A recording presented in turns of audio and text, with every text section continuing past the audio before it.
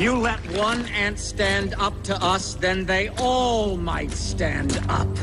Those puny little ants outnumber us 100 to 1. And if they ever figure that out, there goes our way of life. It's not about food.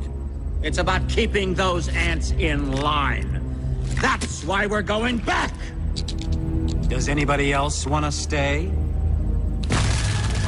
Let's ride!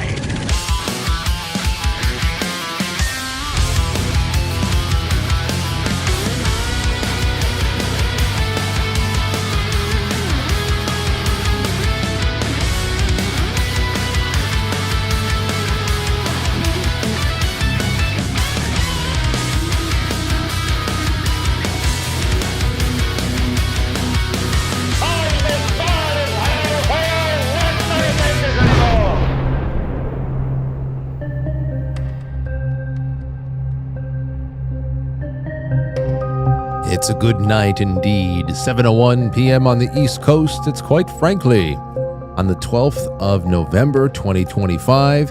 It's a good evening from me to you. From me to your families, to your kin. And we're going to have a good one tonight. In the first half, we're bringing on a guest I've always wanted to talk to. I've heard him in so many broadcast settings, and I always thought that what he does is fascinating. And I've heard so much of the criticisms and the questions. I have questions of my own, what he does. We're essentially bringing on a guy tonight who collects EVPs, but for living people, as opposed to the ghost hunters out there that are just trying to listen to any kind of residue from those who were once here. And this is going to be great. We're going to be talking with John Oates about reverse speech. It's the first time he's been on this show, though he's been doing shows for about 40 years. And some of you may be familiar with him. For those of you who aren't, I hope that you're sending in questions and anything else that I can convey along the way. And then in the second half, I want to take your calls, and I also have a couple other things to throw your way, including some America First questions. We already had a couple of rounds of comment on things like 50-year mortgages and how they could be used as a utility, because I don't know how anybody can actually look at that and say, I can pay this off over the course of 50 years. I'll endeavor to stay alive 50 more years and enjoy myself, and then maybe have 5 minutes to myself where I'm not making a mortgage payment before I die. So I understand it's more of a utility, but there's more than that. There's a 600,000 Chinese students that are being brought up again. There's a lot. And I wanted to ask you guys and gals some questions and just see where it's at. And it has a lot to do with actually what John Oates does, because when he analyzes public figures or even just everyday people, it's usually about finding duplicity, finding some hidden message that's buried with a forward statement that's made. And that'll be a perfect amount of spooky cozy for the first half. And hopefully he has some of his, not only his greatest hits, but some recent stuff there too. What else do I have over here?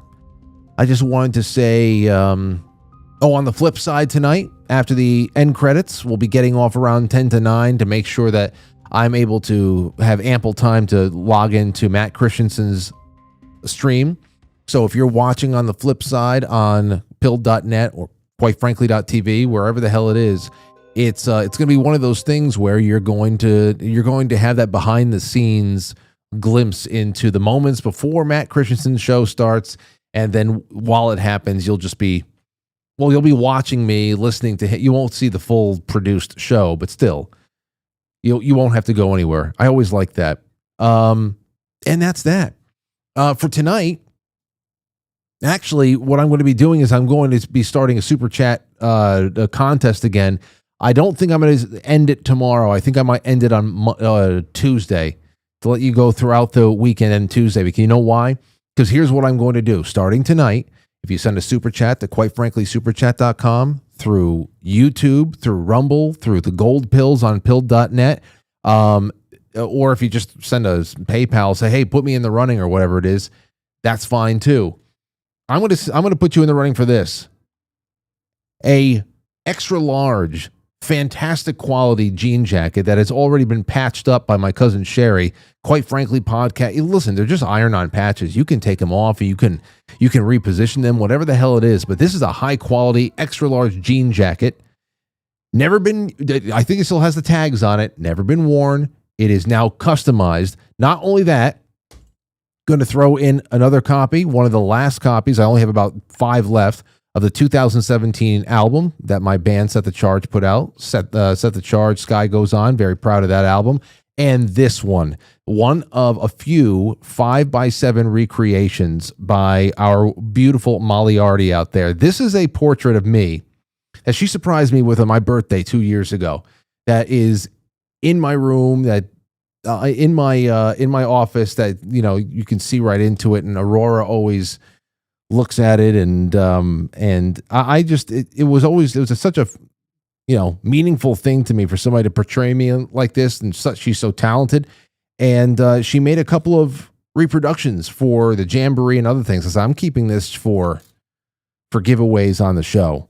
So the music, the portrait with the backstory, and of course the jean jacket, all of that stuff is going to be sent off to somebody who we're going to draw a name on Monday or Tuesday. I'd like to at least give it a weekend. So there you go. Put it in. And if you put in 2 super chats, your name is counted twice. As you saw last night, it was very good odds, and people made away with a lot of great loot. All right. Oh, you know what? We'll send in, I'll sweeten the deal. We're also going to put in another one of Marge's Straight People Like Rainbows 2 shirts. I have one more large white and an extra large black. So there you have it. All right. Well, our guest should be showing up any second now. So let me get to something else real quick. We have another. First of all, did you hear that the Ark, Noah's Ark, has been found again? Somebody always finds Noah's Ark every 5 years. Noah's Ark's been found again. Just wanted to let you know that they think they might have the final resting place of the Ark, which would be an incredible relic. Set up a tour there. A strange signal has now been another strange signal has been detected from the mysterious interstellar visitor 3I Atlas as it moves closer to Earth. I don't know. Is it Morse code? Is it the I don't know? Is it one of FDR's famous fireside chats? I don't know. There's been so much bullshit around this thing that I actually care less and less now. If it lands on Earth and somebody pops out to say hello, then I'll care. Other than that, have a safe flight. Also, many of you have been posting in the Discord and elsewhere of the Aurora Borealis that you've been able to see, which I always thought so strange. I know that people around here, like the Connecticut area, there's people in the area who were posting their Aurora Borealis pictures, but I couldn't see it. Obviously, a lot of these pictures are enhanced, even just by the cell phones. They do a pretty good job at enhancing it, but I didn't see a hint of it, anything, anywhere. But I know that some of you, like down into Kansas and Nebraska, are even seeing it. I said, shit, you think that I'd be glowing up here? I think they'd strike me right in the face as soon as I got out of the studio. Just a sky, a pink, red, green sky. It didn't happen. But I would love to collect and maybe even put some of your stuff up on screen. If there is an Aurora Borealis outside of your window tonight, then get in touch with me. And in the second half, when I open up the lines, maybe you can zoom in with your phone and you can give us an Aurora update live on the air. That would be great. You have to do Zoom. We don't have the Skype anymore. I'm sure you guys have all seen the new Epstein files dump. A dump of 2 cherry-picked emails from House Democrats in the year 2025. I can't tell you how little I give a shit. Can't tell you how little I give a shit, especially since the victim they're talking about is Virginia Roberts, who adamantly said that he had no sexual contact or even flirted with anybody. And now she's dead and she's being used as a sock puppet. But I think the biggest thing here that I noticed, and I saw getting picked up elsewhere too, is that this Michael Wolff guy, the crazy author that's always writing about chaos in the White House and all that stuff, there's an email here between Epstein and Michael Wolff, the journalist, in 2019. Epstein writes that the victim, that Trump had asked me to resign, never remember ever, whatever. Of course, we knew the girls asked Ghislaine to stop, whatever. But it comes down to really checking out what Wolff is saying here. In 2015, replied to Epstein months after Trump declared his candidacy for president. Wolff says, quote, "I think you should let him hang himself. If he says he hasn't been on the plane or to the house, that gives you a valuable PR and political currency," Wolff continues. "You can hang him in a way that potentially generates positive benefit for you. Or if it really looks like he could win the election, you could save him generating a debt." This is Michael Wolff giving strategic political smear advice to Jeffrey Epstein. I think this is the biggest hook here in this whole nonsense story. I won't be paying too much attention to this beyond tonight. Maybe we'll bring on Jason Burmis and see what he thinks. But my skimming through all this stuff, this is definitely the bigger story. You've got an American journalist who's already a blowhard that is giving politically strategic advice to Jeffrey Epstein on how he can essentially smear a public figure who's running for office through nothing but guilt by association, I guess. Anyway, there's that. Maybe a little bit more on that later on. Anyhow, that's where we're going this week, and there's just so much. And it has been a good week. We had that great interview with Carla Ondrasik about 2 nights ago. Producer Krista did a great job putting that whole thing into motion. It was great meeting her. And tonight's guest is something else.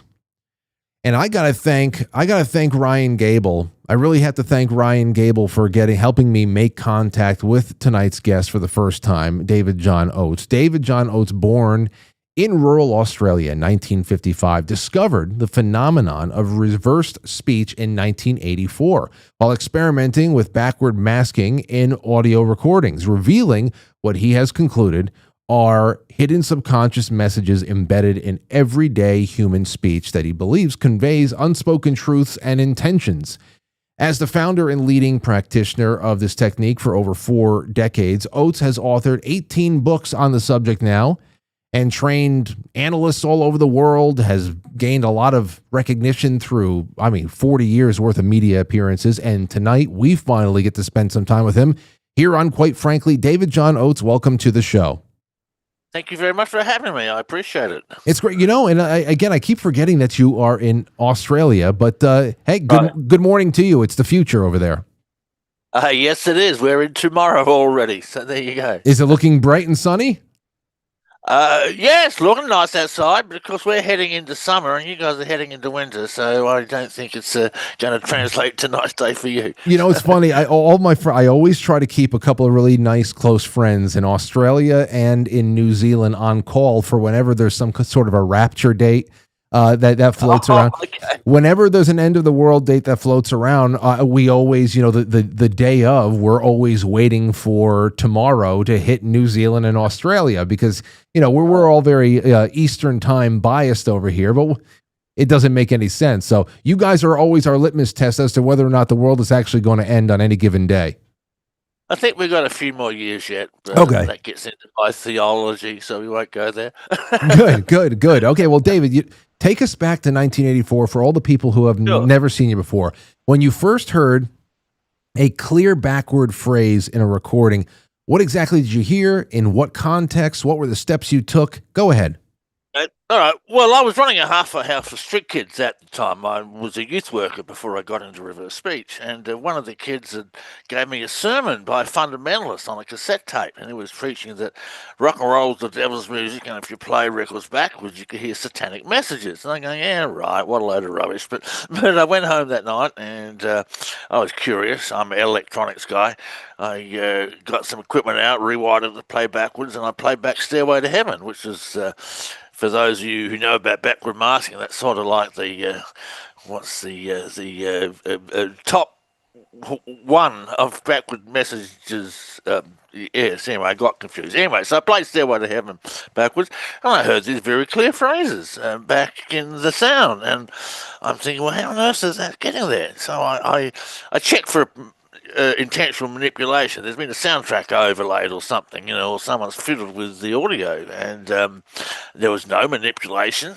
It was all, and I was playing it forwards and playing it backwards and hearing a totally different message. And so I was curious, and I kept on going. I looked at my musical collection. I played all my records backwards and, audio tapes, and found these backward messages all through music, and I was absolutely stunned. And then one day I accidentally stumbled across inhuman speech. I never considered it could occur in speech. I mean, people have been playing rock and roll records backwards for decades, and but no one ever looked at speech. And I remember the very first example I found on the speech was Neil Armstrong walking on the moon. It's actually, why don't I get that one up and I'll play it for you. Okay. And it's one thing to hear it in music. It's a bit of an oddity, Say, oh yeah, that's interesting. Play it backwards, you can hear something. But to stumble across it in human speech was a whole different ball game for me. So here is, I'm just scrolling down to it right now, the very first reversal in speech I ever found. So here is the forwards, Neil Armstrong walking on the moon. I don't hear anything. You don't hear that? I don't hear that, no. Oh. Well, that's frustrating. I'm playing it through. You're not hearing that at all? No, not at all. You're coming through clear as a bell, though. Well, that's weird. There's a little bit of bleed, like that last time you played it. There's a little bit of a bleed over on into your microphone, I think, but it's not direct audio. Right, it's not direct audio. Well, this is very. Let me see. I got my audio settings checked. Microphone, same as system. Line. Try this. Okay, try this setting. You hearing that one? That came through a little bit more, yeah. All right, let's try this. It's breaking up. Oh, mate, I am so sorry. This is embarrassing. Okay, let's try another one. Kind of very aware of my own emotion. You hearing that one? That one works. Yeah, that one works. So I don't know why Neil wouldn't. All right. Look, it's funny. Sometimes I have trouble with old audio on Zoom. I don't know why it does that. All right. So this is a simple example. This is Angelina Jolie. Okay, let's play this forwards. Kind of very aware of my own emotion. Okay, you're hearing that? Okay. So, we run this in reverse, and she says, I'm very aware. I am very aware. I am very aware. I am very aware. Okay, did that audio come across okay? That did. That's reverse, you said?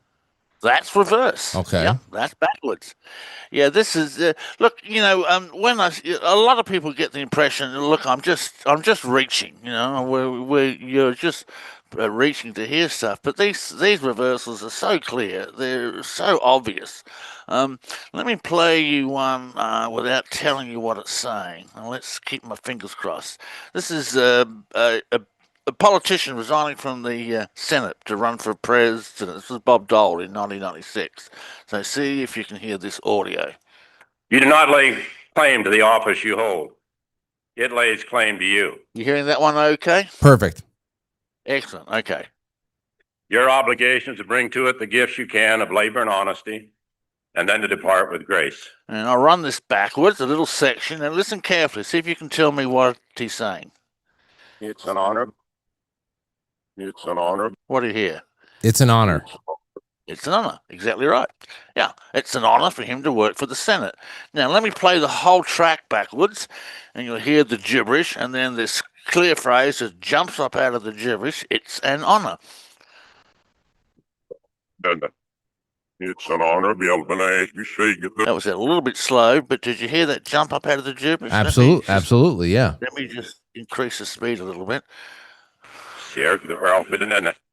It's an honor to be able to ask you speak. Okay. So there you go. That's a classic example. And look, backward phrases, as clear as this, are occurring every 10 or 15 seconds of speech.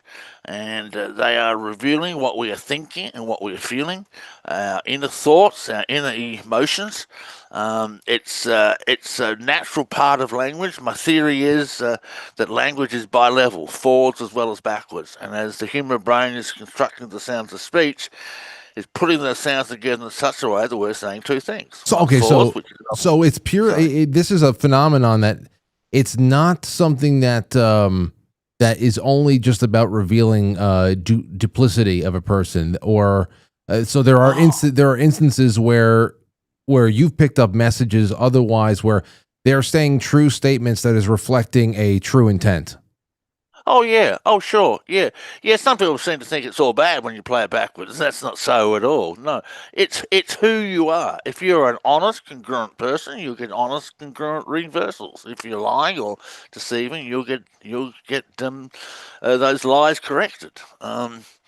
But it's not just lies and truth. It's who we really are, our real feelings, our emotions, our thoughts. I mean, we could be talking now, and I'm thinking about what I'm going to eat for dinner tonight, and that may come up in reverse. It just all depends. Well, aside from the fact that these audio samples are generated from a living person's forward speech, as I've heard you describe in the past. What is the difference between what you do and, say, a paranormal investigator's collecting of an EVP? Because it feels very much like they're in the same arena, but of course, right. Well, okay. Well, you brought EVP up. I'm actually quite fascinated with EVPs because it's a similar phenomenon. Yes, and EVPs do sound similar.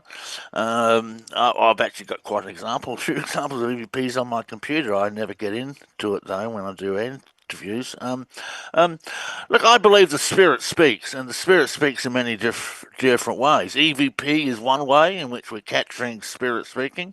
Our own spirit is captured through reverse speech. It's not just our thoughts; it's our spiritual self. You could call it the soul, if you wish. That's the speaking in reverse. Look, EV, like I say, there's similar phenomena. And I give credence to both EVP and reverse speech. I don't personally research EVP. That's not what I do, but I have come across them in my career. So would you say, and you said some pretty much soul speaking? Yes. It would be the same conscious mind that's essentially like talking backwards in time, or a separate subconscious entity, something like that, or so there's really nothing that actually. Yeah. I know what you're saying. You can get both. You can get the unconscious. Whether you get a separate entity is what you're asking. I don't personally subscribe to that theory. I mean, that's been put to me before. But it's a voice of the deep self. Here, let me play an example that will illustrate this. Please. Okay. This is me on a radio show talking about the spiritual side of reverse speech. Let's hope this audio comes across okay. Sometimes people ask me, does reverse speech endorse any particular religion? And you getting that audio? I am, yeah. Fantastic. I was a little bit panicked when the show first started. Me too. Yeah. No, there are no deities or religions that reverse speech endorses or says this is right or this is wrong. It just talks about the soul and the endlessness of life. And that in itself is very powerful. Indeed. So I'm talking about the spiritual side of reverse speech, and backwards I say it's the voice in heaven. The voice in heaven. The voice in heaven. And that gets down to the spiritual side of reverse speech. It is coming from that deepest part of us. So, and you hear that, and when you play that back of yourself, and you see that, has this been a way that you have? You've been able to check yourself, that maybe you're trying to lie to yourself about the way you feel about something or anything like that? Because that it's almost like throwing up a mirror. It's something you can't trick yourself with. It's a pretty scary mirror sometimes too. Yeah, look, I've had my experiences with reverse speech where reversals have told me stuff about myself I didn't want to hear. Yeah, yeah, it's I don't do reversals on myself much anymore. Back in my early days, I did quite a lot, and it trained me, taught me how to be congruent and honest, because we all live in self lies and self delusions, and kid ourselves about things. And reverse speech comes in and says, "No, this is the real truth. This is who you really are. This is what you're really feeling," and that can be pretty scary sometimes. They're good. I mean, now, because of course I have to ask you all the basic questions. Have you ever designed, or do you have any blind testing protocols, at least at first, that you developed over the 40 years too? For example, just for clarity, if you hand the same raw audio clip to 3 trained analysts who have never heard your interpretation, how often do they all independently report the exact same phrase? Okay, that's a very good question.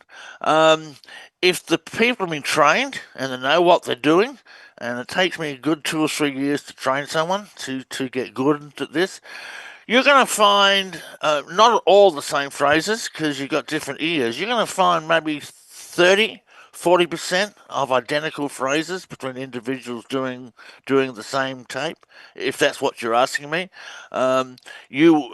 I wish this number was higher than that, but that's it. About 30 or 40% at the top of my head, because we all hear things differently, and sometimes someone might hear something that I've completely missed. You know, maybe I've phased out, or my ears just aren't tuned properly, and I might miss a reversal that someone else will hear.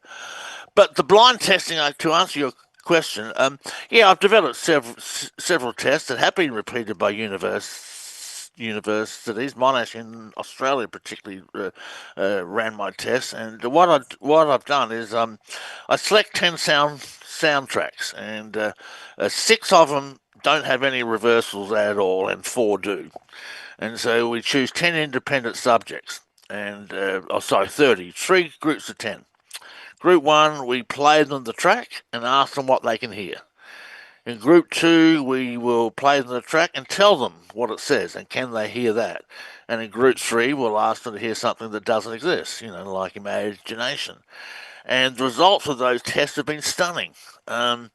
Those who were told what to hear, nearly all of them heard the phrase.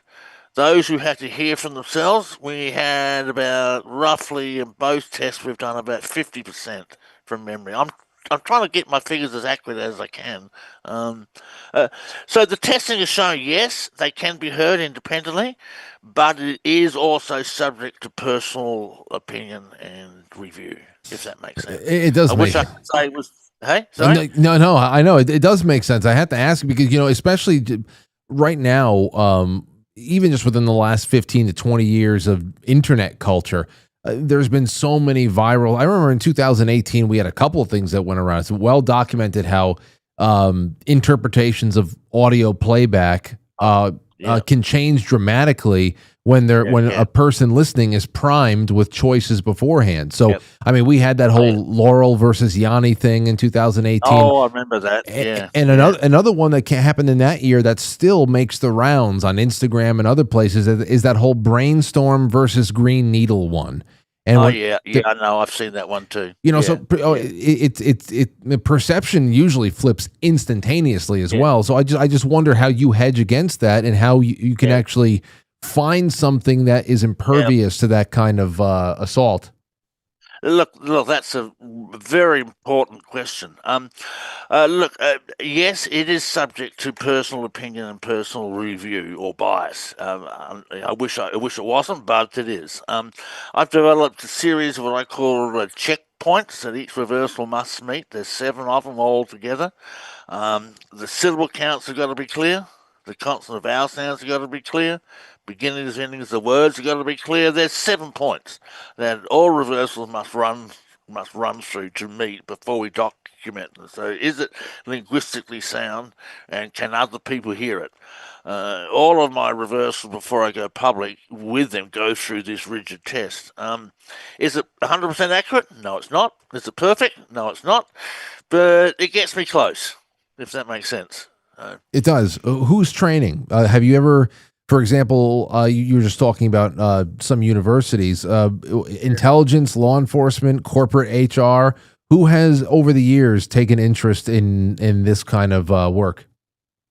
Well, back in my early years, when I first moved to America in the early '90s, I lectured to the CIA and the FBI on the topic, and they were extremely enthusiastic about it. I worked for the FBI during the Koresh siege, during with the Waco siege. If anyone can remember back that far, that's 30 years ago now. Did a personality profile for Koresh. Look, I've done repeated. Whether they're using it or not, I don't know. I've heard repeated rumours over the years that they are, but none of them can be verified. I worked for the police in Dallas on several cases back in the '90s and had great success. Reversals revealed the location of a murder weapon in one case and a body in another, which was quite amazing stuff. Let me see, what was the question you asked me? The kind of organizations who are seeking out this training, yeah. Look, most of the people who take my training are therapists, psychotherapists. I've had private investigators and police officers take my training, but I've had no one from government agencies, at least that I'm aware of, who have taken the course, because you never know who your students are, really, do you? They could be coming from anywhere. Well, the other thing there too, David, is that when you consider how things like lie detector tests are inadmissible, I think in court, they're still used in many ways. There are still people who use them, but they're not reliable enough to be admissible in court settings. So I'd have to imagine that this would be a really good complement to people who still use lie detector machines.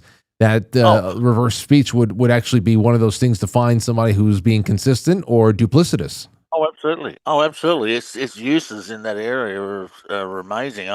I believe it's far more effective than the lie detectors. The lie detector will only give you an indication of truth or lies, but reverse speech would go a lot deeper than that, and not just the truth or lies, but where you've hidden the evidence, why you committed the crime, your thoughts about it.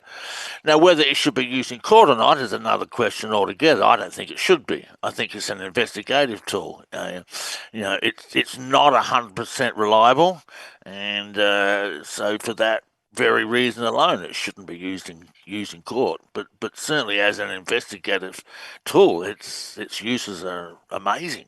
Absolutely amazing. Here, let me get up seeing we're on this topic. Let me get up a wonderful example that illustrates this. This is Scott Peterson, and he's currently in jail in California for murdering his wife. And here he is in an interview, on a TV interview before his trial. And a reporter says to him, "Did you murder your wife?" So listen to this. Did you murder your wife? No. I did not. No, I did not. But backwards, he says, "Neck, I hit hard." Listen to this. Neck, I hit hard. And again. So what he's doing is he's denying the crime, but he's flashing back to it in his mind. When his wife was found, she'd been decapitated, and they never found the head. So what this is doing is it's not only telling us that yes, he did it, but it tells us how he did it. I hit her hard on the back of the neck. I hit hard. And it's definitely a different delivery. It's almost a very in that respect, it's a very caveman like language there. That we heard in reverse. Yeah, it speaks in short, sharp phrases, 3-4 words in length. It's very conservative in the wording it's used. I mean, however the brain does it, it has to go in a backflip every few seconds to deliver these backward messages, so they aren't always eloquent English, if that makes sense. Yeah. Yeah. All right, let's look at some more examples, shall Well, we? you know, as you're looking for another example, let me ask you this: what about, Sure. because we're talking about the language of the hidden you know, the underneath there, how it's short and terse and a little bit more caveman like. But what about language barriers in general? Like, what if you if what you believe you're picking up are subconscious messages that are broadcast in otherwise nonverbal ways? Do those nonverbal messages always match that of the subject's spoken language? So, like, if we took a Mandarin speaker's forward speech and reversed it and played it for an English only listener who doesn't know the forward content, would they still hear meaningful English reversals or meaningful Chinese? Oh, that is an interesting question. There's several ways I can answer that. All right, we've done research with the bilingual and multilingual people. The reversals will generally appear in the language that they are thinking in at the time. So if they're speaking Mandarin, but thinking in English, you may get most reversals in English if they're translating in their head as they're speaking. You can get both languages. You'll get English reversal and a Mandarin reversal. We've found instances where the sentence changes language halfway through a sentence, starts off in English and ends in Mandarin or French or Spanish or whatever in language we're looking at. So, I remember we did an interview. I sent it out to my students of Osama bin Laden speaking in Arabic many years ago, and they all did the tape, and no one found anything except for one guy found a reversal in English on Osama, which I thought was quite fascinating. Actually, well, if I can pull that one up, because that directly addresses your thought here. So you're talking about a source where he's speaking in a Middle Eastern language, but there is a English translation. That's exactly what I'm talking about, and I can't see it at the top of my head here to play it to you. Well, that's disappointing, because it directly addresses the point you made. No, sorry, can't pull my fingers off my head. I've got 40 years of research on my computer. I've literally got hundreds of thousands of reversals. I mean, this has been my whole life and career. I mean, this is all I've done for 40 years. So sometimes I lose track where I got them filed. Well, I've heard many of them, especially when you'd call into shows on the West Coast and all that stuff. I usually end up picking you up on those nights.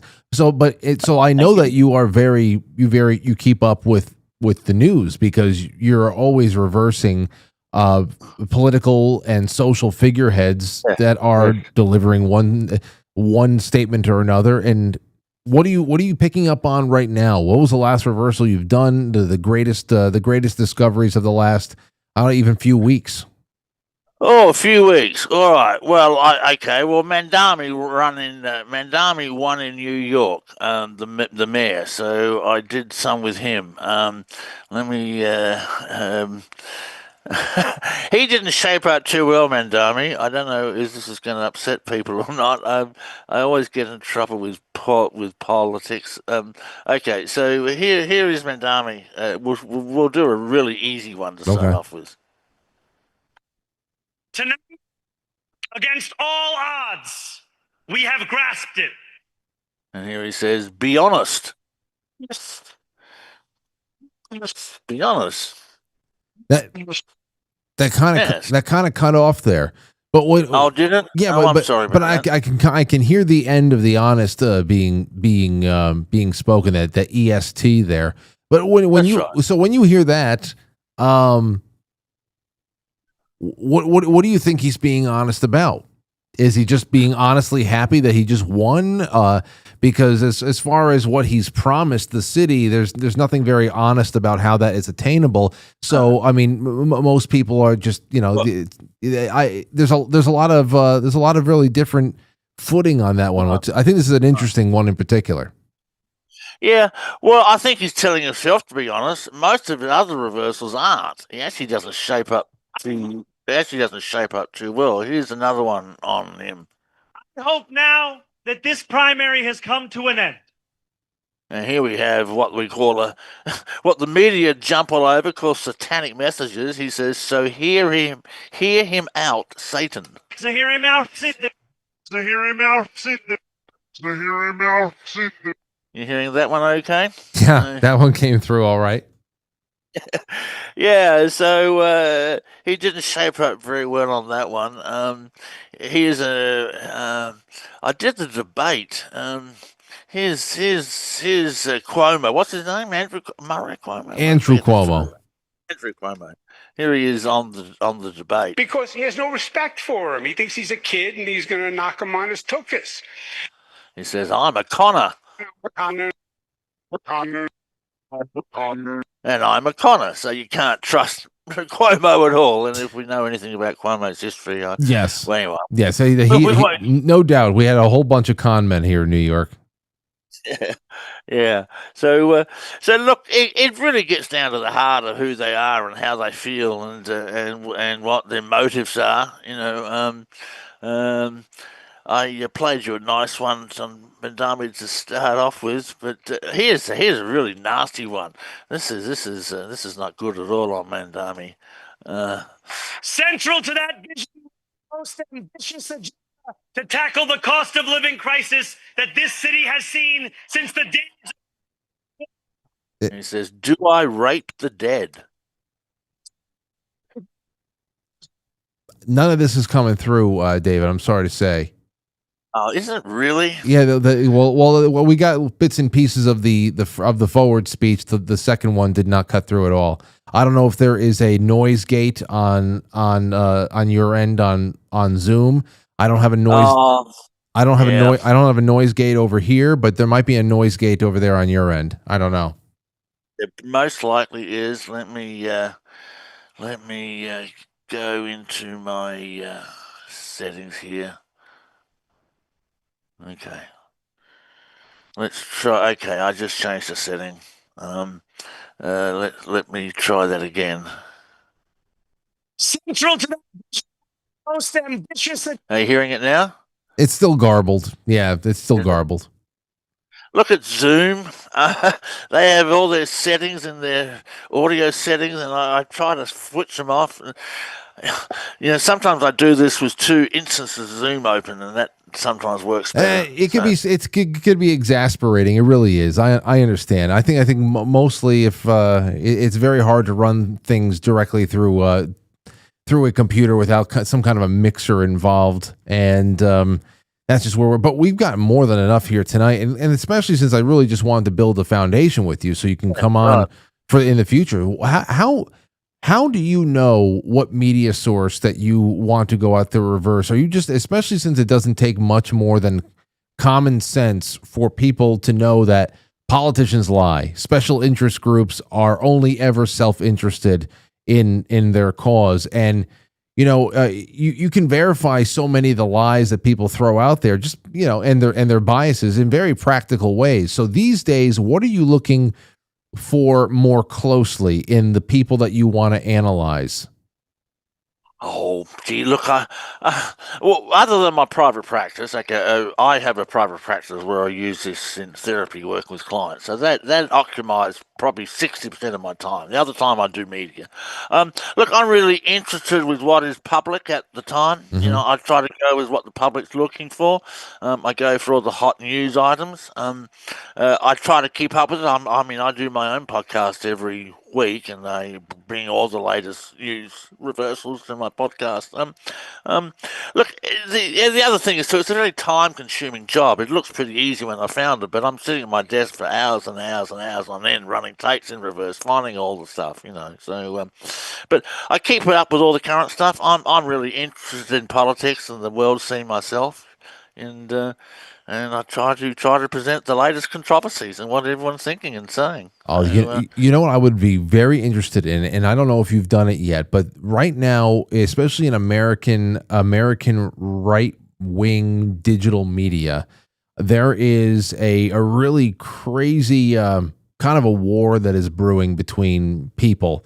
And it figure whether it be Tucker Carlson or Candace Owens and all of their detractors and supporters, it's a big war, and mostly at the center of it, there's a lot of accusations from both sides, accusing the other side of being either feds or being bought out by one special interest or another, and everyone's accusing everyone of running a psychological operation. That would be quite an interesting investigation on your part.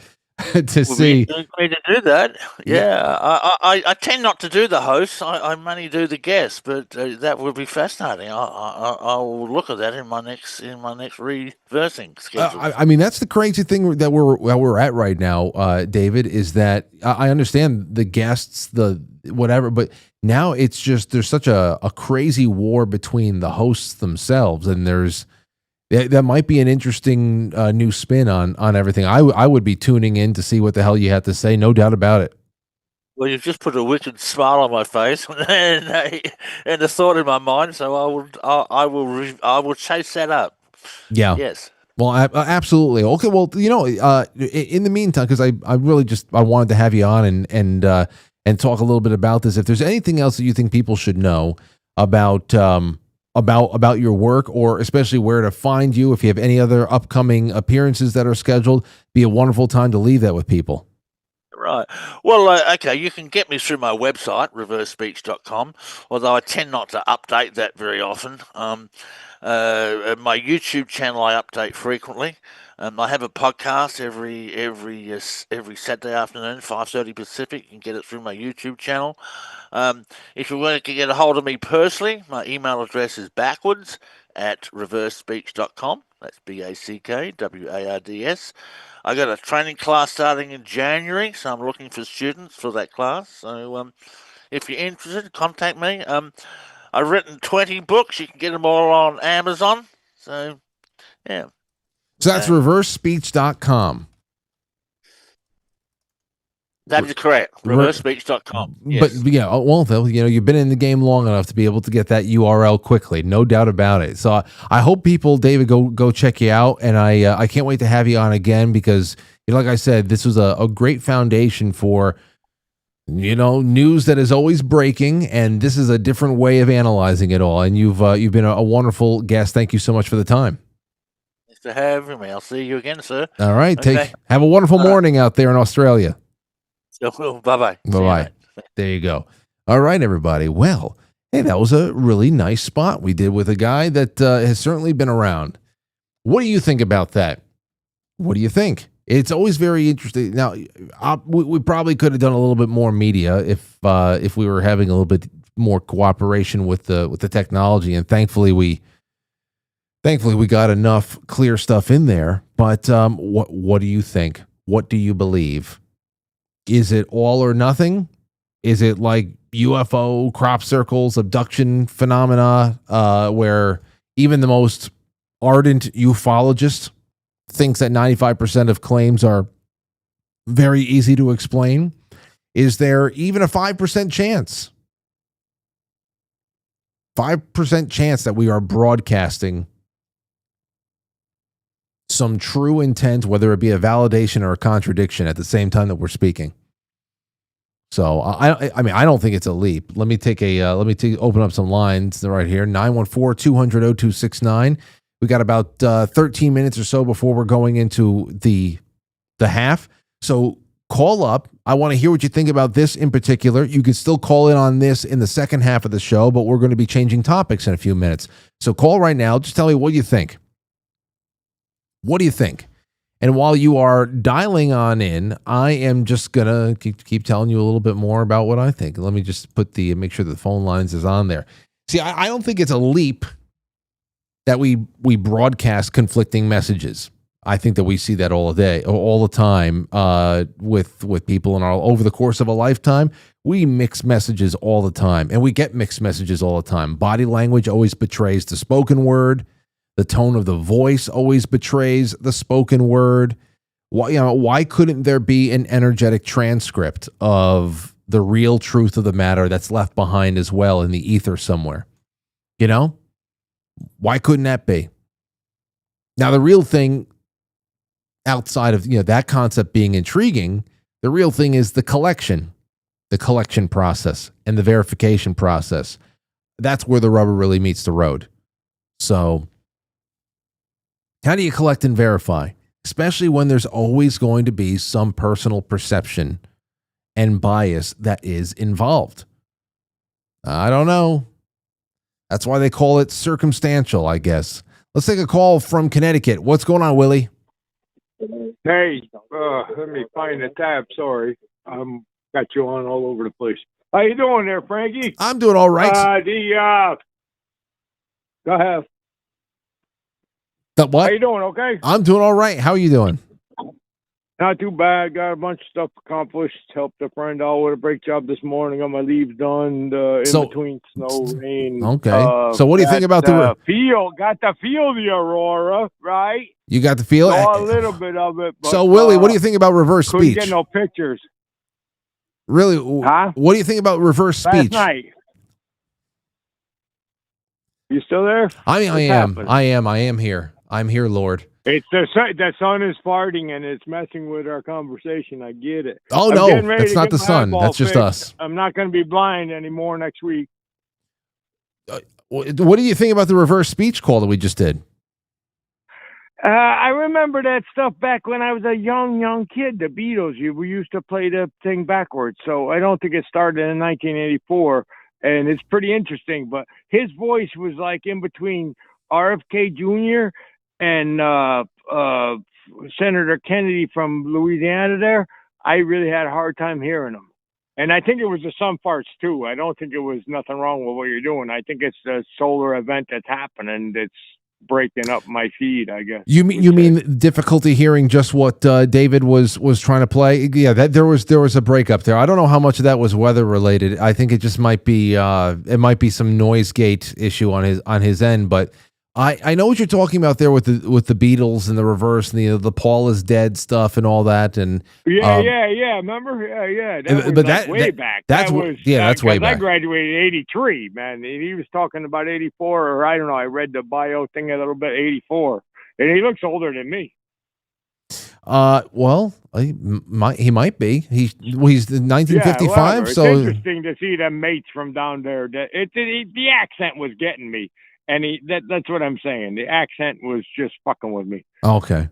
Well, those Australians. What I mean? The Australian thing, whatever. No, I thought it was awesome. You always have the craziest, wildest guests, everything. And I always learn something every show. So it's always good. Oh, I'm happy. But yeah, I'm getting my, cataract fixed next week. There's cutting my eyeball open and sliding out the fogged up disc and slipping a new one in. Wow, getting the disc change. Well, I'm ready for it, and it's all good, I guess. But no, you should tell them. Well, Willie, anybody touching my eyes freaks me out. Tell them to give you an oil change while you're at it, Willie. They're gonna do. They call it twilight, not knocked out. You still got to be like conscious. Yes. I never really heard this before. I've had a bunch of surgeries, and typically it's, Novocaine, you're local or whatever, right? Or you're knocked the fuck out. This one, they call it Twilight. Yes.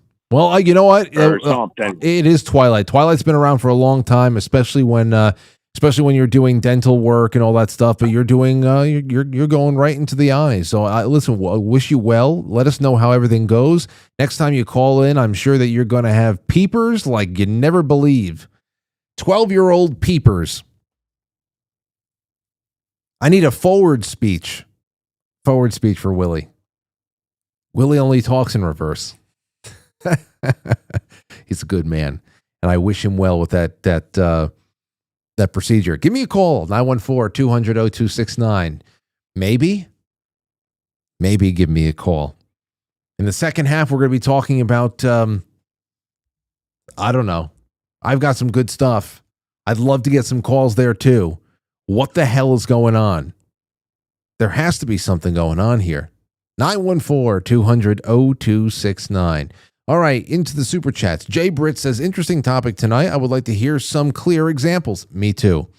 There was some stuff there that got through. I would have liked a little bit more. I think that he would have liked a little bit more too. I tried having a a sound check at 6:30, which didn't happen. And he called me about 5 minutes before 7. And at first he couldn't even hear me. Like there was that kind of a sound disconnect. So I said, oh shit, here we go. And I said, this is just, I hope I got enough material just to float us on something other than this and have to, whatever. But at least it worked. At least it worked. And we'll see, because I would like some more as well. Thank you, Jay. Jeannie, Yankee fan, says, don't forget Twitch, Frank. Oh, no, never forget Twitch. I mean, you're the only one that I ever see pop up on Twitch as I'm watching the Streamlabs for all the super chats. That's the easiest thing for me to watch there. That's why I encourage people to send some in, and also to support the show, which is in real need. Shotzi is now in the running for the jean jacket and the shirt and the art and also the CD. She has the other jean jacket. You can't let Shotzi get 2. No, I don't care. Shotzi's fantastic. If she ends up with 2, I'll be happy for her. So much wonderful support over the years. All right, let's see. Jay Semo over on Rumble says, Frank, your light shines brighter than the aurora borealis. Thanks, Jay. Trying to butter me up. Thank you so much. Dub Helix says, 1 gold pill? No, that won't do. Much love, brother. Thank you so much. Wonderful. Good to have you on. Michael, you're on the air. Go ahead. Yeah. Hey, I had a 1/4-inch reel-to-reel deck back in the 70s, and I did Led Zeppelin, of course, Stairway to Heaven. And the specific part that you play backwards is where he sings, if there's a bustle in your hedgerow, don't be alarmed now. It's just a spring clean for the May Queen. And you play that backwards and you hear him say, blah, blah, blah. Here's to my sweet Satan. And then he says, blah, blah, blah, blah. There is power in Satan. So. Let me see. Hold on. Stairway to Heaven backwards. Let's see. Let me see. That's what I heard. So I just, and the way I had to do it was I just flipped the tape. When it went through the spindle for the head and everything, and then flipped it back on the take-up reel. Hold on, I found something here. Okay, here you go. So first, listening to it regularly, but I don't want to play that so that the episode doesn't get dinged. Let's see here. Now listen to it backwards.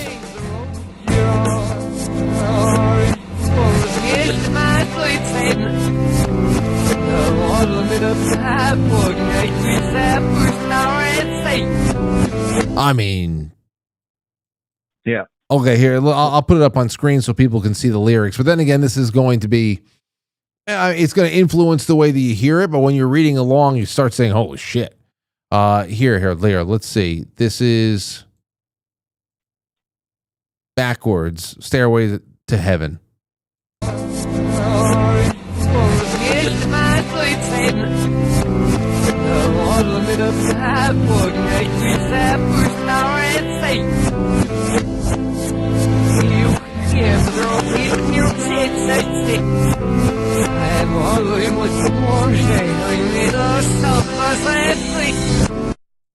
Yeah, that's pretty fucking creepy. Yeah, it is. It is when you read along. I don't know, man. Yeah. Well, and another one that I saw. There's this guy Jason at 4 out down in Florida. I watch him once in a while, and he was just talking about something, and he's talking about Obama, and then he said, yes we can, and he just went and did it himself. He said it just the way Obama said it in his inflections or whatever, and then he just went into an audio program and played it himself backwards, and I can't remember what it said, but that was interesting. Just Obama saying yes we can. Yeah, there's something about that there too, especially when you think about works of you talk about cinema or television. We brought up Twin Peaks quite a bit on this show, and reverse speech was actually a very big part of Twin Peaks. That's how people speak in like the Black Lodge. Whenever Coop is in the Black Lodge, everybody's talking to each other, not only in cryptic words and phrases and all that stuff, but it's been filmed in reverse. So you're hearing forward speaking English, but it always sounds very strange because the way that David Lynch recorded it all is that he made all the actors and actresses remember their lines. They had to say their lines, practice it phonetically in reverse so that they could be put forward, and that you can, so in a way that you can make out what the message is, but at the same time, because it was initially recorded phonetically in reverse, it's an awkward kind of exchange, but something you can still understand. And that always added a really creepy edge to the Twin Peaks universe, especially when you're talking about dialogue in non-earthly settings. So that's something to put out there too. Michael, thank you for the call. Yeah, thanks. Wonderful call, and I'm glad that we were able to get that in there. All right, well, let's take a really quick intermission break, come back, put a divider on this one, and move into the second topic of tonight's show. And I hope to get a lot more of your calls after this one, because it's a little bit more, hey, America first, how's it working out right now? And what are you thinking? What are you feeling? How much patience do you have left? So that's what's coming up. You want to talk about duplicity and what the message is and what you might be getting saddled with? I mean, there's a lot of different things that really do tie into the first half, but let's see where it all leads us. We will be right back. Keto Brainz is your creamy, delicious, no BS ingredients coffee creamer. It's your complicated biohacking, neurotransmitter optimizing stack, but deconstructed and simplified. Keto Brainz is a focus-inducing, anxiety-crushing, and body-energizing tool for daily use. I concocted Keto Brainz for myself because I want to get the most out of every day I have on this planet. And I refuse to believe that I or anyone else has to live in a place of feeling suboptimal or imbalanced. Change your brain, change your life. Welcome to Intermission.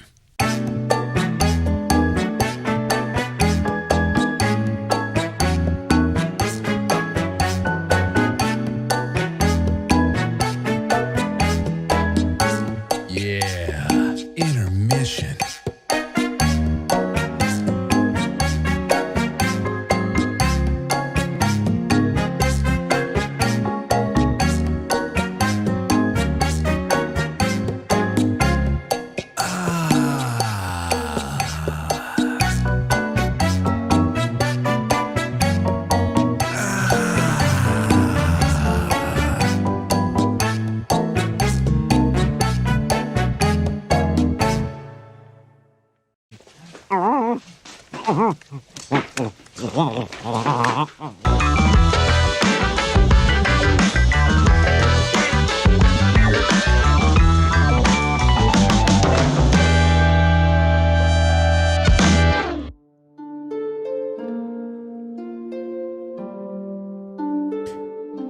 All right. So everybody, welcome back to the show. And I'm taking a look at what we have was popping up. Of course, there was all the Epstein stuff, which, like I said, I'll put out a feeler and see if Jason Burmis wants to come on again sometime soon. It's been a while since I heard from him, and I wonder how much he even puts into this. So there's that.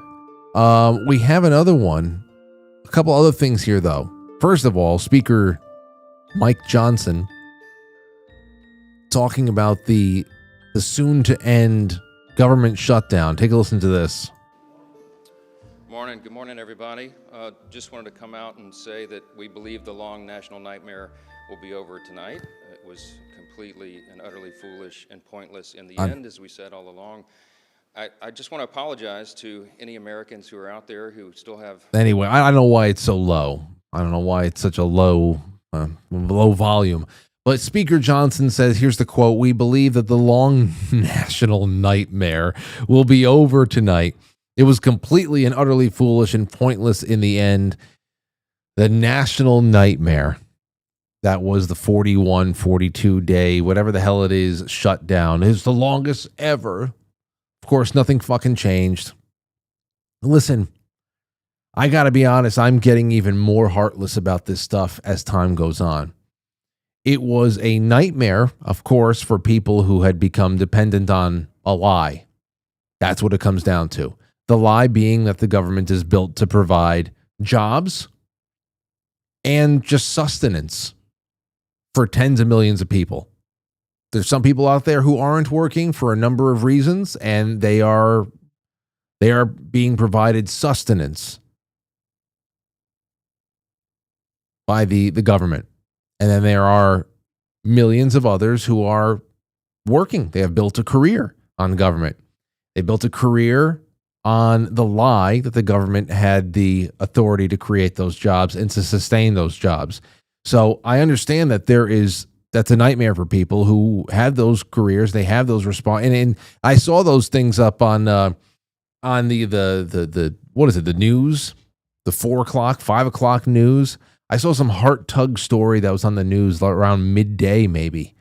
I caught it on my mother's television because it was just on about a food drive, or however many food drives were being done in New York City for federal workers. They're doing a food drive for federal workers because they're about to miss their second paycheck or something like that.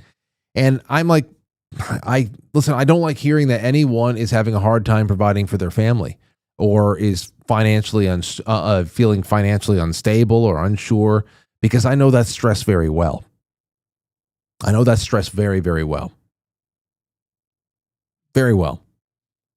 The issue is, and where I'm losing empathy and compassion on this subject, is that I just happen to know that stress.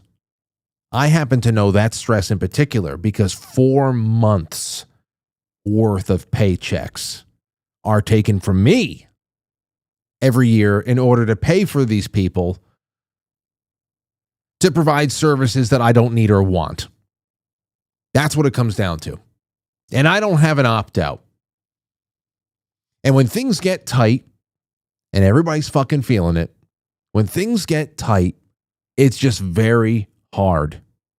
It's very hard to remain compassionate.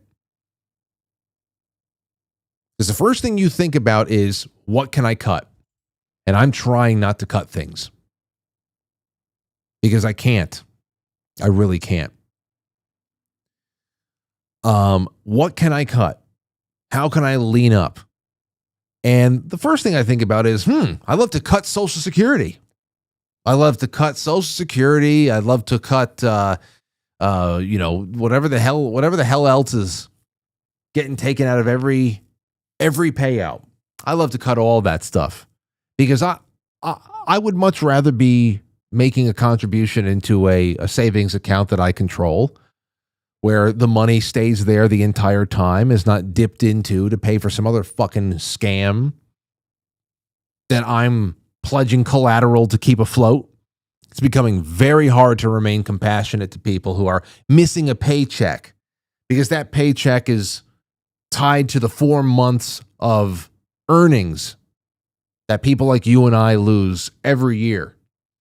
So that something that should not be can persist and can become a political cudgel every time there is every time there's a deadline, every time one bill or another expires, the fiscal year is ending, whatever the hell it is. It's an election year, midterms are coming up. I hate it. I hate it with a passion. I have so much hatred inside of my heart. Oh man, because what can we do? What can we really do? I read that more teens, New York Times Magazine, more teens are taking antidepressants, and they said it could disrupt their sex lives for years. Well, we better bring in 1 million more fertile North Africans then, am I right? Bring them all in. The rest of the world is very fertile, just not North Americans and Europeans. Bring them all in. And then, speaking on bringing them all in, here's the other place where I'm going to. And this is a statement that President Trump just made on Fox with Laura Ingraham the other night. Laura Ingraham said, I pressed President Trump on the H-1B visas. If you want to raise wages for Americans, you can't flood the country with thousands of foreign workers, she said. And here's his response. Republicans have to talk about it. And does that mean the H-1B visa thing will not be a big priority for your administration? Because if you want to raise wages for American workers, you can't flood the country with tens of thousands or hundreds of thousands of foreign workers. You also do have to bring in talent. When we have plenty of talented people here. No, you don't. We don't have talented people here? No, you don't have. We don't have talent here. No, you don't. We don't have talent here. We need 600,000 Chinese kids now. Now, we got some generational issues. I say, how do we kick people in the ass to wake up? We've got the talent. We're complacent. That complacency, that motivation to seize your birthright again is not going to come by bringing in a 600,000 man Chinese crutch. I don't understand this at all. You don't have certain talents, and people have to learn. You can't take people off an unemployment line and say, I'm going to put you into a factory where we're going to make missiles, or I'm going to put How did we ever do it before? Well, I'll give you an example. In Georgia, they raided because they wanted illegal immigrants out. They had people from South Korea that made batteries all their lives. Making batteries are very complicated. It's not an easy thing. It's very dangerous. A lot of explosions, a lot of problems. They had like 500 or 600 people, early stages, to make batteries and to teach people how to do it. Well, they wanted them to get out of the country. You're going to need that, Laura. I mean, I know you and I disagree on this. You can't just say a country's coming in, going to invest $10 billion to build a plant, and going to take people off an unemployment line who haven't worked in 5 years, and they're going to start making missiles. It doesn't work that way. So where does the 600,000 Chinese kids going into the college? I mean, there's more to that interview as well. For example, he said that essentially those Chinese students in particular, that 500,000, 600,000 number, it's been floated for months now. It was to keep the schools open. That's to keep the schools open. That's what he says. And I mean, listen, from what I read today, we've got over 65, somewhere around 70 or more colleges in this country that have endowments of $1 billion or more. If American universities are only staying open because we're packing them with foreigners whose tuition is being subsidized by government-backed loans, then the schools deserve to fail. I don't understand that at all. Why are the schools themselves as a business so vital? Shouldn't it just be the best schools with the best business models, with the best success? I don't understand this at all. I mean, this shit is indefensible. It's indefensible. The 50-year loans thing, I mean, how many of those loans are actually going to mature, are going to actually be completed after 50 years? I mean, you don't know. Some people are going to refinance at some point. Maybe most people are going to refinance. You can say, well, 50-year loan. You get some young couples an ability to get themselves into a decent house, and hopefully somewhere along the line, they refinance several times to shorten it up, or they resell it. They take that money to do so. I don't know. But a mortgage is one hell of an inheritance if you're a child, because if they don't refinance or sell it or something else like that, I mean, that's you're passing on. There is no inheritance. That was the real. That's the real deal there. Leaving something for your children. I just don't think that this is it's crazy, but the government shutdown, how little it was, How little of the government was shut down was actually the closest thing to a solution. It was actually the closest thing to a solution. The money needs to stop flowing. That will hasten the self-deportations by many millions more, and that is so key. That's so key. Not to find a way, not to find a way to bring in a couple of 100,000 more foreigners. There's got to be millions that leave. Financial costs are it's just deadly. It's deadly, and it doesn't do anything to actually fix the culture. That's the biggest problem we have. We are a nation that is unsure of itself, that has no identity anymore.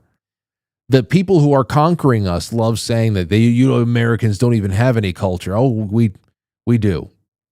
We do. We're at the tail end of a psychological war that first and foremost was designed to make us not only forget that culture, but reject that culture. Okay? Oh, we do. And I don't know. What do you guys think? I've got a pretty provocative article over here by Med Gold. And Med Gold is a cultural commentator of sorts who's pretty popular on Twitter for a while. And then I just read that he had at least removed himself from Twitter or something like that. I might read this in a couple of seconds. It's 8:15. I want to give you guys and gals some time to call in. It's 914-200-0269. If this is not provocative enough, I'll read the article, and then we'll just get off the air at 8:30. That's fine by me, too. I'll have a little bit of a breather before we call up Matt Christensen. But I'm just going to... I thought that this is something that might hit close to home for people out there right now, because I'm trying to keep up... I'm trying to keep up hope that there is something really good that's going to be done on our behalf. Of course, that's the only hope that I keep alive, and something that I can't personally control. We all have to just go out there and do what we got to do and deal with the bullshit. Everything else, and even those things that you can't control, you offer it up to God. At least I do, and pray for some strength, especially for some clarity. But there's a lot else here, and Med Gold put out a really interesting short blog yesterday. This was passed along to me by my buddy Benny. And he asked the question, is Donald Trump retarded? Very provocative headline, right? Now, it's very short. I'm going to read it, and maybe that will inspire some calls. I hope it does. Maybe even perhaps a couple of comments afterwards, perhaps. The right is tearing itself apart over Nick Fuentes, and sympathy for socialism is on the rise. In the response to this, our great leader denies that there's an affordability crisis, claims that admitting 600,000 Chinese nationals into American universities is MAGA, and tosses people who can't afford homes a 50-year mortgage. It's not looking good, folks. But why the long face, plan truster? You're not satiated by your weekly serving of blowing up boats slop? The hype videos of immigrants being arrested aren't based enough for you? Your millennial nostalgia wasn't quenched by the Department of Homeland Security's latest Lord of the Rings meme? J.D. Vance even wore a silly wig. Don't you know posters are in control? Trump dropped the ball in two ways that sow major distrust and chaos on the right. Number one, the way Trump handled the Epstein files was embarrassing, and it damaged his reputation among newly minted Trump supporters, especially the podcast bros. They're still talking about Epstein. Regardless of how you feel about guys like Joe Rogan and Andrew Schultz, their podcasts are extremely influential among DraftKings Americans, and gambling addicts are voters too. You know, that's and the fact that we just brought up gambling last night, and this guy Med Gold actually categorizes a whole swath of Americans as DraftKings Americans. Number two, Trump refused to put Israel in its place, is single-handedly powering Nick Fuentes and Candace Owens to rock star status by continuing to prove them directionally correct. Gen Z, particularly men, are mainlining themselves with anti-Israel content on TikTok and Reels, down to the dollar amount that AIPAC controls Congress with. Regardless of how you feel about the Israel question, it will continue to divide the right until they're treated like any other country, not the 51st state, which would be great. I'm not mainlining all that stuff. I know what's out there. I know what's been out there for a long, long time. We see trends, see people picking up, different phrases, different. I don't know. You just see a lot of posers out there. No doubt about it. A lot of posers. But again, that's it. Until they're treated like any other country, that'd be nice. But you combine these two blunders, and now you've provided fuel for the aliens, Jews, demons conspiracy complex that is the YouTube community. As I discussed in COVID broke people, now they believe in demons. Losing a once authoritative voice like Tucker Carlson to such beliefs is a loss for Trump and anyone who keeps their minds tethered to reality. Now, here is where I have a little bit of a jump-off point as well, because there is demonic influence in all this stuff, and that the way that some people are being pushed, and the reason why so many of these schemes that we're working against even exist right now is because the upper echelons are really trying to commune with something that is eternally dark. I just don't. I don't see how you can completely divorce the spiritual aspect from this.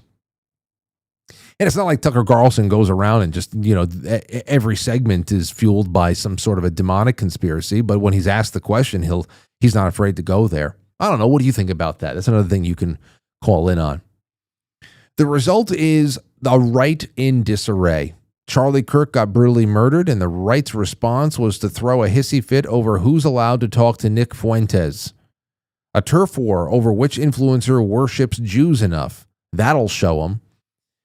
Trump's greatest strength and weakness is his ego. Leading up to several important elections, Trump spent his time flying around the world making deals with countries to invest in America. These deals matter, but Trump focuses way too much on foreign wars and the praise he receives from foreign governments than critical domestic issues. I'm sorry. Sorry, Trump, but college graduates who can't find a job don't care about Uzbekistan improving our rare earth supply chain. Nobody cares if Saudi Arabia thinks America is so hot right now. But hey, look on the bright side. At least Trump gets to be treated like a king somewhere. Trump cares more about his legacy as a global leader than an American president who defeated the left once and for all, and he's fucking it all up. There's a lot of people that think this. I am always an optimist. And I try to blend that optimism with pragmatism and just seeing, hey, we got plenty of time left. We've got less than a year before the midterms, though. And if the midterms don't go right, a lot of people saying that what just happened in New York, New Jersey, in the November elections that just passed, a lot of people pulling attention to it. There's some who are confidently, it doesn't matter. Those are elections in blue states. And other people saying that, no, this is a harbinger of something else, and Republicans could get their asses wiped in the midterms. And I'll tell you something. There are some Republicans in the House of Representatives who know that they are very safe in their districts, who probably want their party to get their asses kicked so that the onus is no longer on them as to why the president's agenda that he campaigned on, at least, is not getting done. I mean, the sabotage is still in full play.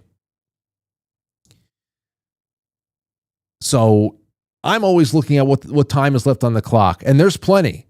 If there wasn't a midterm about less than a year ahead of us, if you know for sure that is going to be a success and all of the legislative majorities are kept in place, and then things are still what they are right now, but there's just a little bit more will to get something done.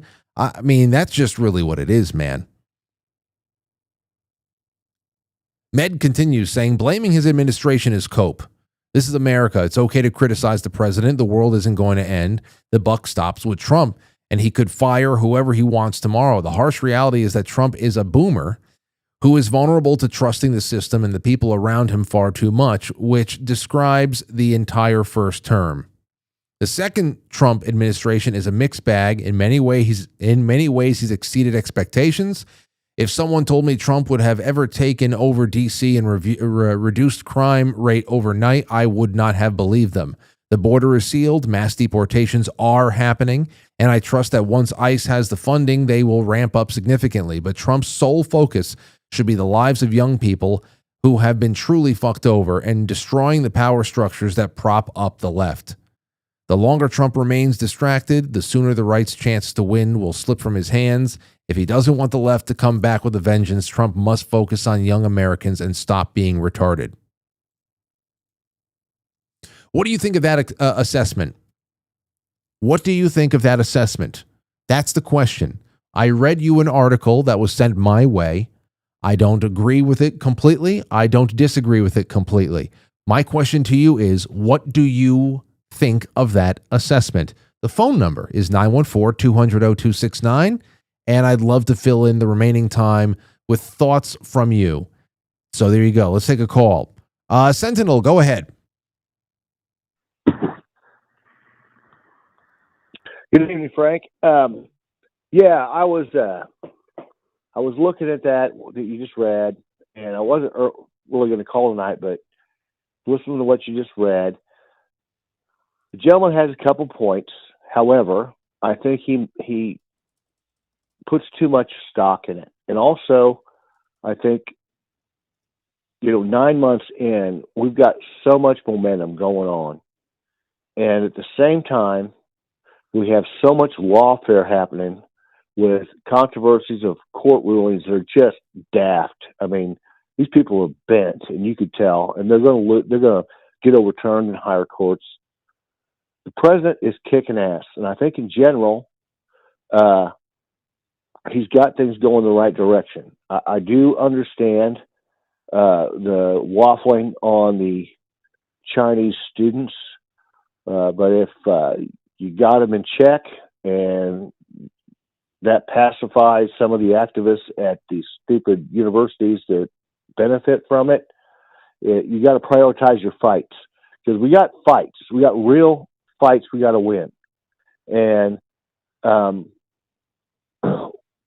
we can win most of them, but we have to prioritize the ones we can win fast so that we can get to where we need to go. Yeah, but you have to understand where as far as the time ticking, Sentinel, the people are not feeling relief. They're being destroyed at the grocery store still.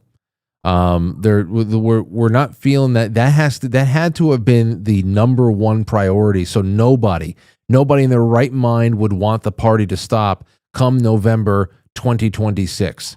That's the issue right here. And whereas objectively good things are being done, I don't know how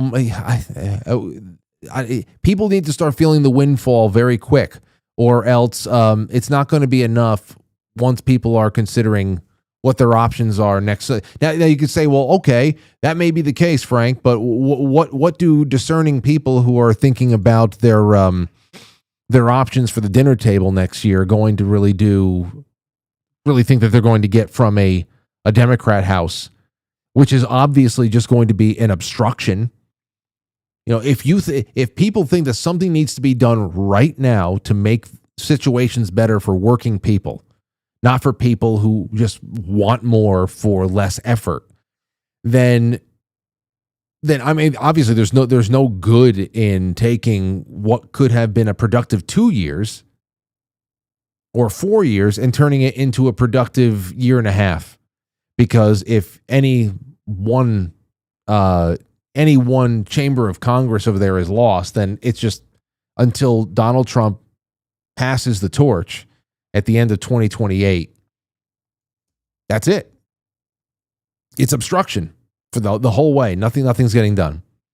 Nothing's getting done unless you give over-the-top concessions to the worst people on the planet.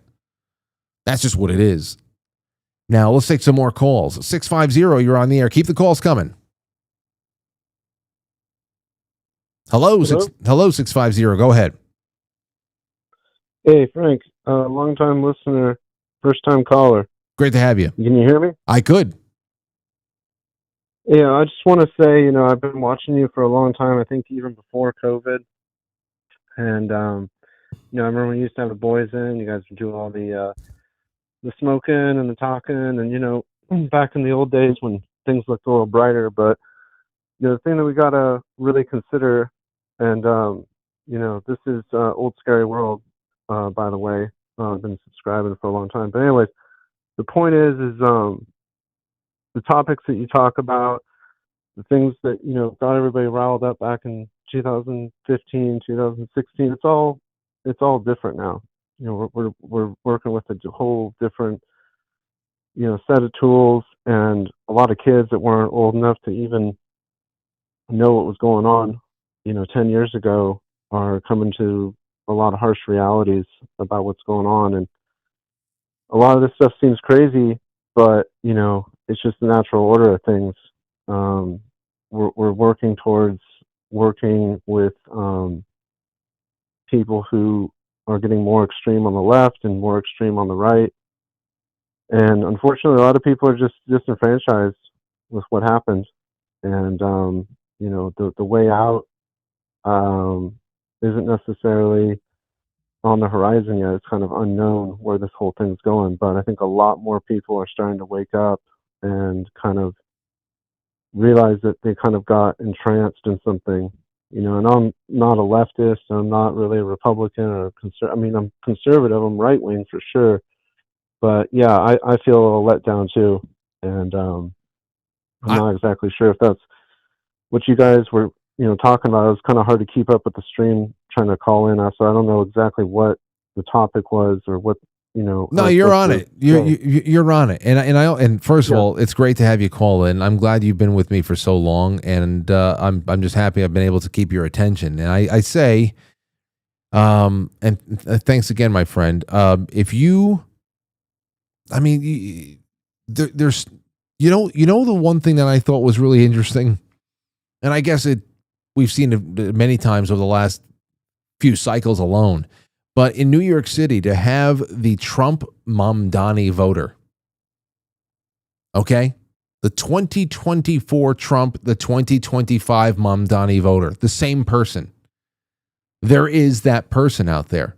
You want to talk about people who are waking up and want just like something's got to change. Who's going to give me something? You want to talk about a person who's just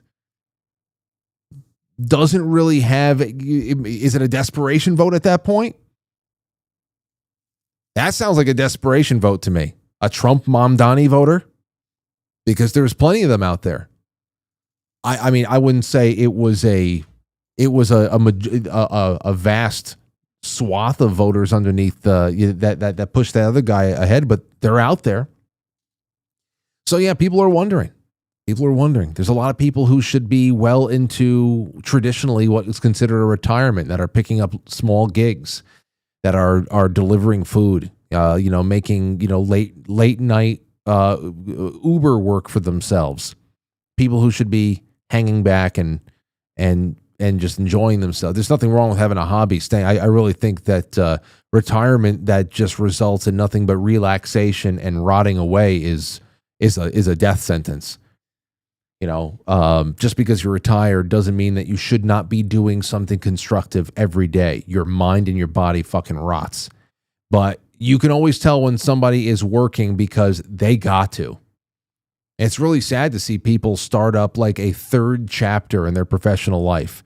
It's like the paper route chapters of your life, the lemonade stand, the ice cream scooping chapters of your life. Then you get into post-college, I got to pay my rent work chapters, which maybe turns into a sustainable career and all that stuff. And then it's the post-retirement, I need to pay for my phone bill shit because I have to supplement the Social Security and all that. That's sad, man. That's sad. And then what? You find yourself in a nursing home, getting beaten by the nurses, turning off the ring cams and beating you. It's just nuts. So yeah, there's a lot of people who are just saying that they're just being a little, and I really hate that. I know the energy is not very fluffy right now, but people are wondering what the hell's the play. And I agree with some stuff here. I disagree with some stuff that we just read. But it brings me back to Dilly's post yesterday, or on the 10th, 2 days ago, when Dilly said, and I just knowing Dilly, these are not, he doesn't freak out, man. And some people could say, well, that Dilly's lack of ability or, to criticize Donald Trump and decision makings. And I said criticize, I'm talking constructive criticism, not just like, hey, I've got these rotten tomatoes here and I got to throw it at somebody. Dilly's not going to be that person. So when he says something like this, I just wonder what he knows. Did Doge ever audit the IRS? What were the results? Did we ever audit Fort Knox? What were the results? Are we still ending the IRS and the Fed? Who was funding the LA riots? Will they be charged? Where did the $150 million go that was for the Palisades fires? We need answers. Now, if you take that tweet and you apply it to what we just read with Med Gold's Substack, you get a couple of things there that really, kind of fluff up that hope with you. Okay? And that is how do you make the lives of young people who have been screwed over better? And how do you destroy the power structures that prop up the left here in America? Well, if these questions that Dilly had asked the other day are in fact rhetorical, and they all have answers, and those answers are forthcoming, then I think that is right there could be a huge impact. And they directly correlate with those two questions that Med Gold put out there. Because how could you, not only just the young, but you want to talk about getting rid of the IRS and the Fed and ending the income tax? What a pipe dream. Listen, I'm going to dream for that, because that is just, why not dream for it? Why not want it? Why not hold out hope? Does it hurt anybody? It's like, come on. Ending the Fed and the IRS, that would definitely help out the kids. Definitely got to keep out the Chinese, though. The 600, the army of Chinese students, don't need them. Don't need them. There's got to be something else. Once children, you want to see the American kids start hustling again? Let them get their first paycheck. Look down at the paycheck and actually see money. Okay? Not to see that, 20 hours or so got reduced to $75 worth of pay because they were stolen from by this crack addicted government. We've got a government that's a crackhead. The government itself is one big fucking crack whore. Okay? Got to cough it up to a crack whore. Who the hell? That's you want to see motivation for the children again? Boom. Do that. That would be great. And then where did the $150 million go that was for the Palisades fire? And what about who was funding and organizing the LA riots? Oh, I think a lot of the dots connected there. I think they'll go right back to those power sources that are doing everything else. No Kings, BLM, Antifa. It's all the same. It's all the same. Let's take a call. Brian, you're on the air. Go ahead.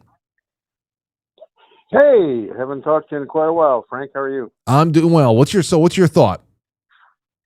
Oh, I agree with you on a lot of this. I've been as frustrated like yourself. And, of course, now that the season's changing, I get more chances to listen and to call because, of course, the summer, it's all growing grass and mowing it. But anyway, I'll repeat what I've said before, and that is that the Democrat voter base, there's 48% of them, and they're always going to vote. And they're always going to vote Democrat. You could throw a ham sandwich up there, and they're going to vote for it. And then you got the people that, there's basically 4% of the electorate that swings either way. So, but Trump needs to get out there and fight off whatever Republican idiots are holding them back and just make sweeping changes, keep it rolling right through to the midterms. Well, I mean, that's the whole point here. And thanks for the call, Brian. You know, whether or not there's rolling, I mean, I don't know. It doesn't seem like he's in a fight with anybody when he comes out there and he talks about the need to bring in 600 foreign nationals to be able to keep our American universities afloat. Like from a business perspective there too. And the whole idea of talent not being something that we could possibly dig up here in the United States at home to be able to float industry, to be able to power industry again. That doesn't seem like he's at odds with Republicans there. That's just something that he's standing by, which is very strange. Now you could say, well, listen, the deals that are being made outside of the country, they're very important. They're going to trickle back in over there. So, okay, I can understand. Well, you have to facilitate things. You have to get things in order, get your ducks in a row, and hope that there's going to be a windfall of new economic prosperity and opportunity for people here in the United States. But let's start talking about citizens.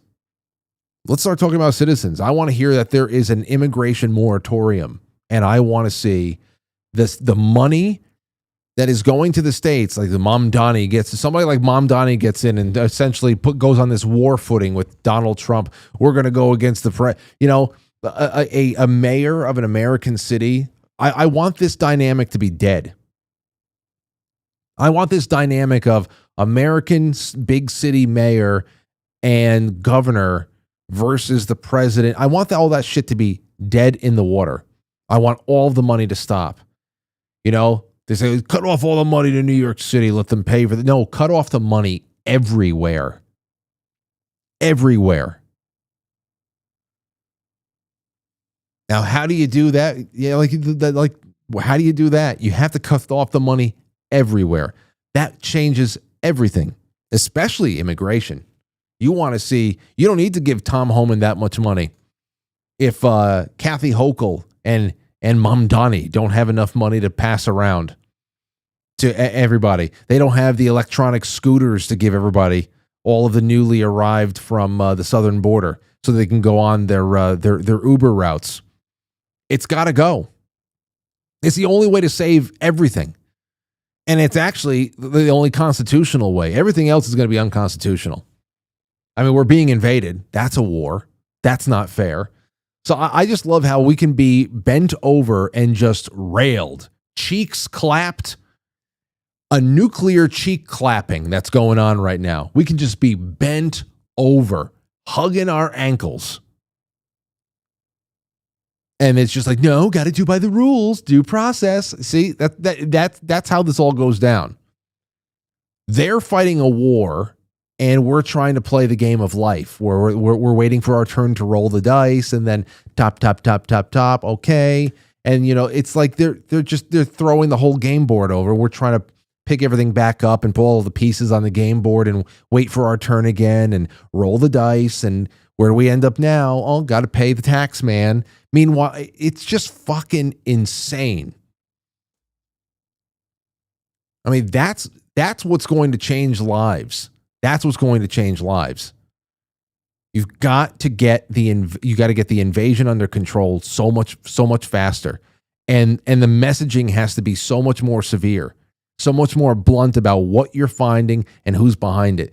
And maybe that's forthcoming. I hope it is. Because if by 2028 we don't get that, remember, all of these solutions can't be cryptic. For all of the Q people that are still doing the decodes on Rumble and everywhere else, all these solutions cannot be cryptic, where just those who are subscribed to the latest Q decode channel is going to understand why things happened. The world is only going to change when everything is laid out on the table and there is no room for anything being lost in translation. So, there's a time where you can sit around and say, well, you have to look at this from a certain perspective. And then there always has to be a time, if we're going to talk about anything that is going to be positively revolutionary, and I mean revolutionary in a positive way, restorative, then there can't be any perspective is nothing. It's just we're dealing with the truth of the matter, and it's all been out on the table. We just don't get served that up. That doesn't get served up a lot. Tommy Jekyll says, shifting to hot chocolate funding for the executive producer, Frank. Oh, thank you, Tommy. That's very nice of you. Jay Semo says, you're 100% correct, Frank, and we should remove the tax exemptions for colleges. Yeah, they should not be exempt. But they also shouldn't, the taxes. I mean, whatever the hell taxes the colleges are being paid, that has to do with the state that they're in. That's it. I'm not doing this, going after this person and exempting. The taxes have got to go. It's a state issue. There's very little authority on the matter when it comes to the federal government, and that's it. Lisa Gray says, paying it forward. Oh, I love you, Lisa. It means more than you know. Thank you so much over there on YouTube. Kevin Paulina says, should I share? Kevin Paulina. We're not really talking about angels in the sky tonight. Angel footage and UFOs. But that will be self-evident the night that the lines are open for stuff like that. But thank you so much, my friend. Let's take one more call before I start getting ready to go over to Matt Christensen's channel. 812 or 612, go ahead. But they also shouldn't be. Hello? Yeah, hi, it's Mark from Indiana. Mark, how are you? I'm doing pretty good. Good. Watching the show. Thank you. And the comment I want to leave and let everybody know about is the evil we've been battling for a long time. Okay, 1913 when they brought in the Federal Reserve and all that. Trump's only been there for 5 years. You can't expect him to fix it all in 5 years when it's been over 100 years of being attacked.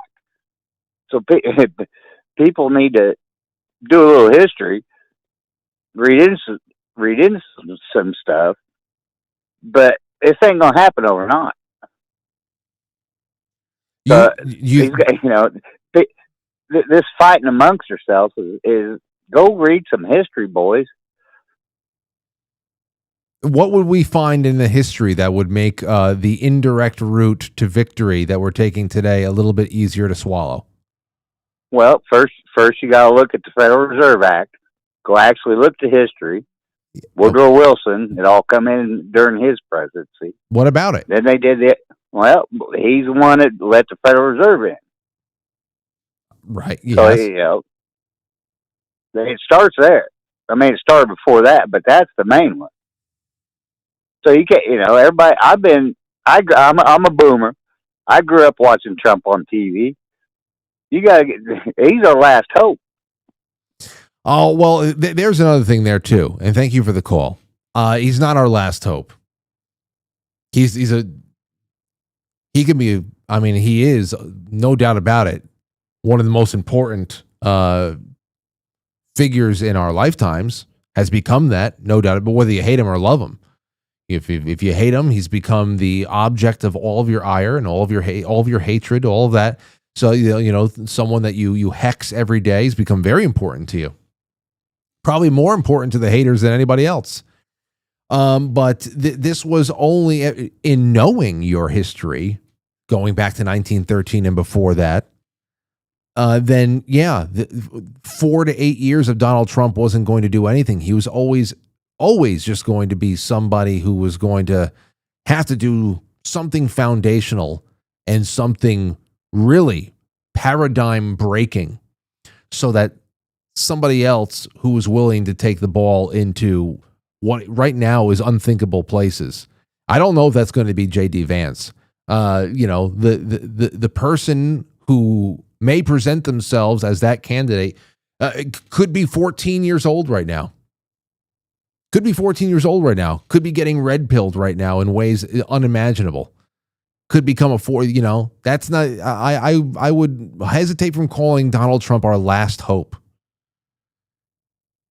His importance should not be diminished, and it can't be diminished. I just wonder, with what little time he has, because 4 years is nothing, is this the most direct route? We don't have all the, we're not privy to any of the strategies here. I want to see a more direct route. I want to see absolute war waged. We'll see. We'll see. Anyway, I'm going to go jump onto Matt Christensen's channel right now. Thank you for everybody who was calling in at the end. We have a couple more coming in now. That's usually what happens. Everybody gets revved up toward the last 10 minutes. But I encourage you, especially tomorrow night, we're going to have a great call, a great show. I encourage you in the second half tomorrow night, when we spend our last hour or so together for the week, please call in, because it turns into a completely different show when you guys are just coming in waves. And I love it, and it makes for a good listening experience as well.